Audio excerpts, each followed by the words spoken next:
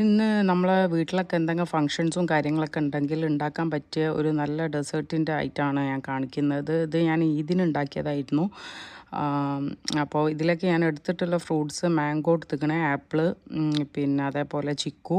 നിങ്ങൾക്ക് ഇഷ്ടപ്പെട്ട ഏത് ഫ്രൂട്ടും എടുക്കുക. പക്ഷേ പൈനാപ്പിൾ എടുക്കുകയാണെന്നുണ്ടെങ്കിൽ ഡയറക്റ്റ് ഇട്ടാൽ കയ്പ്പ് വരും. അപ്പോൾ ഈ ടിന്നിൽ വരുന്ന പൈനാപ്പിൾ കട്ട് ചെയ്തിട്ടുണ്ടാവും. ഈ ലുലു പോലെയുള്ള സൂപ്പർ മാർക്കറ്റിലൊക്കെ അവൈലബിൾ ആവും. അപ്പോൾ അത് വാങ്ങിയിട്ട് ഇട്ടാലും മതി. ഇനി അത് സ്കിപ്പ് ചെയ്യുകയാണെങ്കിൽ സ്കിപ്പ് ചെയ്യുക.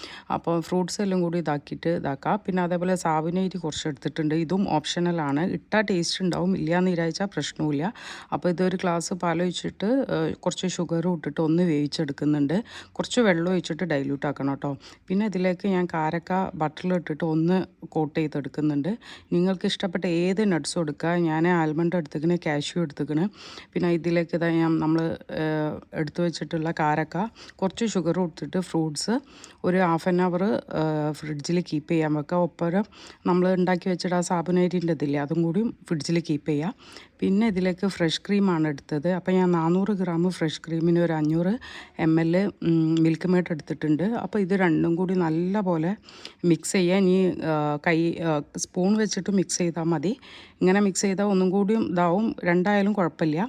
പിന്നെ നമ്മൾ മാറ്റി വെച്ചിട്ടുള്ള ഫ്രൂട്ട്സിലേക്ക് ഇത് അങ്ങോട്ട് ഒഴിച്ചു കൊടുക്കുക. അതേപോലെ എല്ലാം ഒഴിച്ചു കൊടുത്തിട്ട് നല്ലോണം മിക്സ് ചെയ്യുക. എന്നിട്ട് ഏതെങ്കിലും ഐസ്ക്രീം ഇട്ടിട്ട് ഇത് സെർവ് ചെയ്യാൻ പറ്റും. അപ്പോൾ അടിപൊളി സാധനമാണ്, ട്രൈ ചെയ്ത് നോക്കുക.